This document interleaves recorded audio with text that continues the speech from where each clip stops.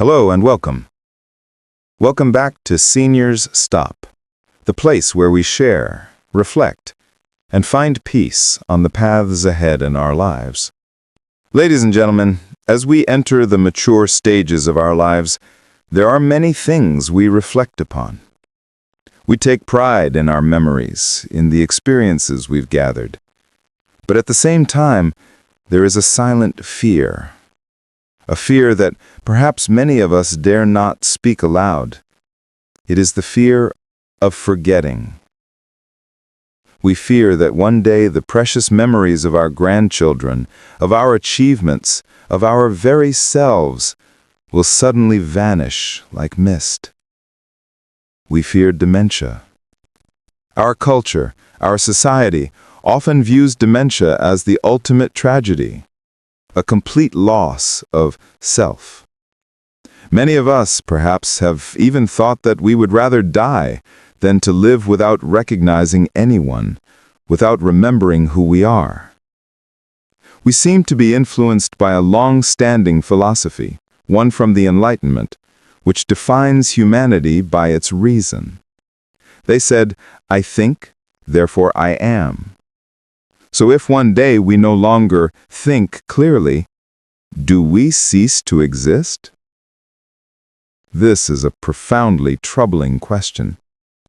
But today, at Senior Stop, I want to invite you to join me in setting aside that fear for a moment. I want us to explore a different perspective, a deeper, more humane, and perhaps much more comforting one. A perspective that comes from the theology of forgetting. Our topic today is how dementia deepens our understanding of human dignity. I have a colleague. He works as a chaplain at a Catholic nursing home in Milwaukee. He shared with me the story of Sister Catherine. Sister Catherine was once a brilliant teacher, one who shaped thousands of young minds. She led prayers for decades. Now, Sister Catherine doesn't remember she was once a teacher. She doesn't recall the prayers she led. She doesn't even recognize the crucifix hanging on her wall. But there is something miraculous. Whenever a Gregorian chant plays during evening prayer, Sister Catherine, who seems to have forgotten everything, begins to hum along perfectly. Her face, in that moment, radiates a strange peace. Sister Catherine's story, and that of millions and millions of others like her, poses a profound question. A question that modern medicine cannot answer, but theology and human philosophy must confront. If we are what we remember, who are we when memory fades? Medical forecasts tell us a startling statistic. Dementia cases worldwide are projected to triple by 2050, affecting 153 million people. This is not merely a statistic. That is our father, our mother, our spouse, and possibly ourselves. In the face of this reality, we as a community, as a society, have an urgent call. It is to articulate a way of seeing this memory loss, a view that affirms human dignity beyond cognitive function.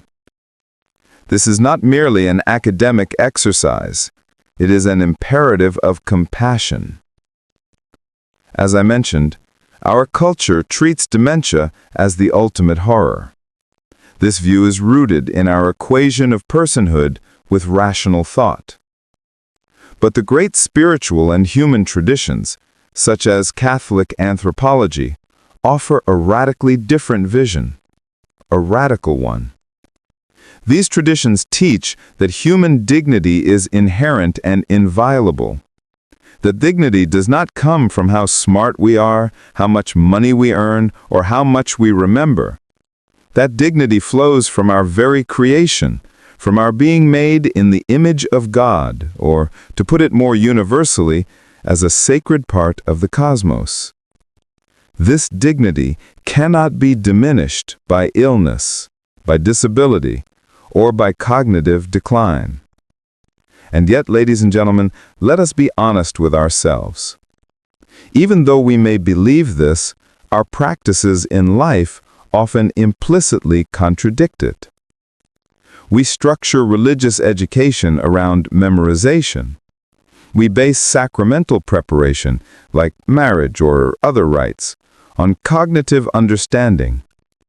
And more painfully, we frequently, though perhaps unintentionally, discourage those with dementia from full participation in community life, in parish activities or in clubs, not necessarily through deliberate exclusion, but as a consequence of our own discomfort, our unfamiliarity with this disability.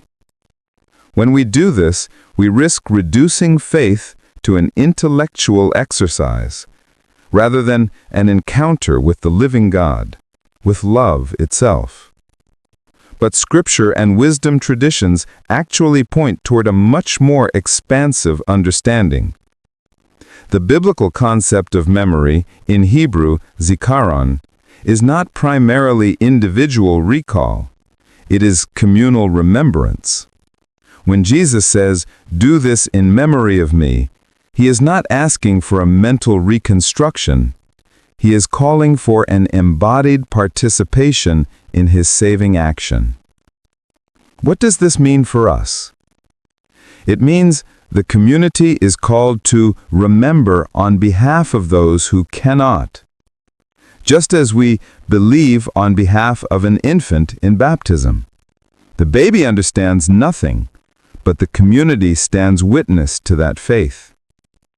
This communal dimension of memory offers profound hope.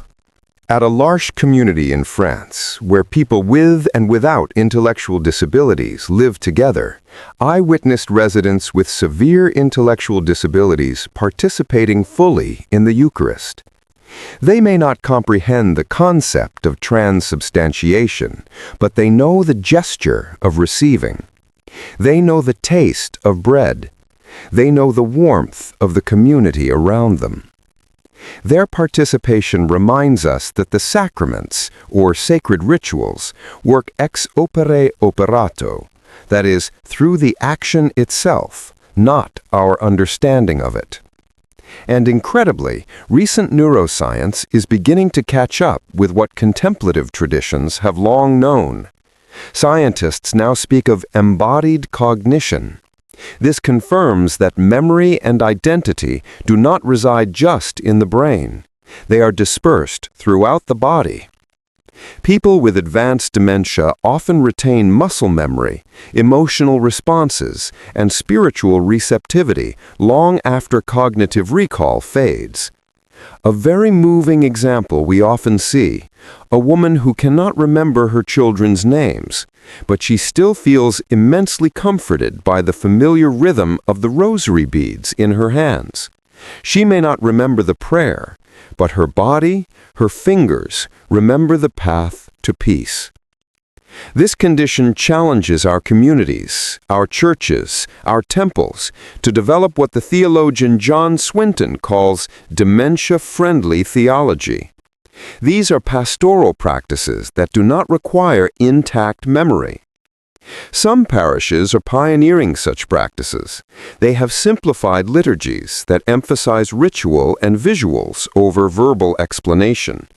They create prayer stations using sensory objects, textured fabrics to touch, scented oils to smell, smooth stones to hold.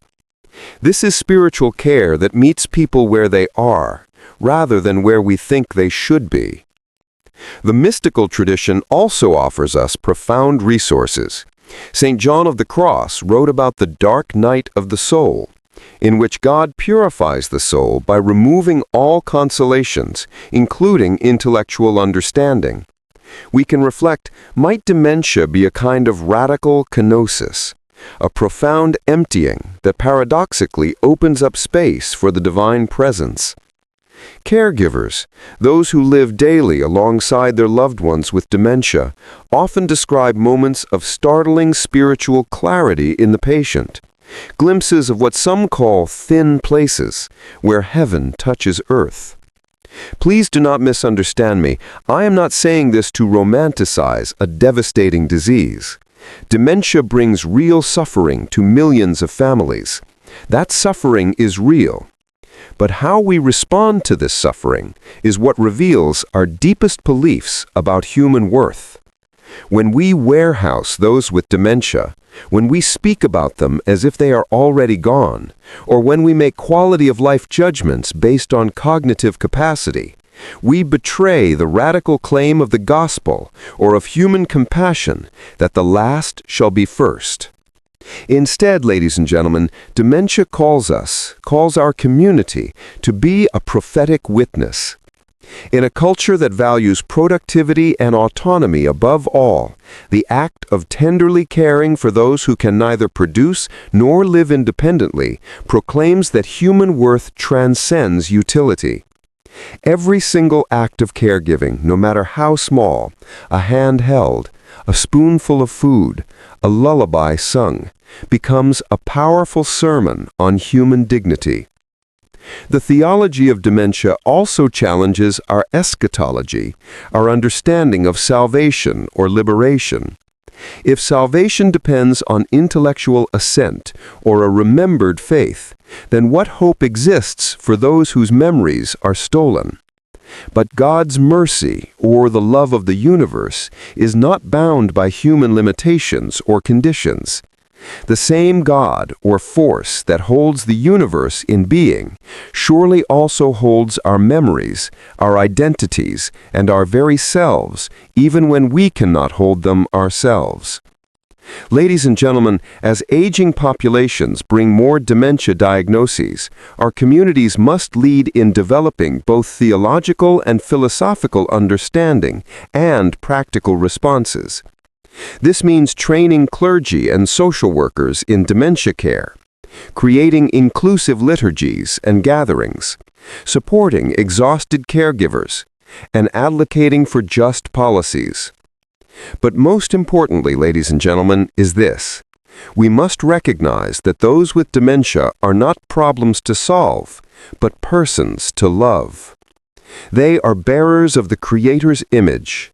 They reveal truths about vulnerability, dependence, and grace. These are truths that our hyper-connected, hurried world desperately needs to remember. Thank you for spending time with such a deep and quiet topic today. Before we finish, I would love to hear from you. What do you think about human dignity in the face of forgetting? Have you or a loved one experienced a moment with someone with dementia that completely changed your perspective? Please share your story and your thoughts in the comment section below. Every story is a gift. Remember, here at Senior Stop, every voice is cherished. I wish you a peaceful day, and I will see you again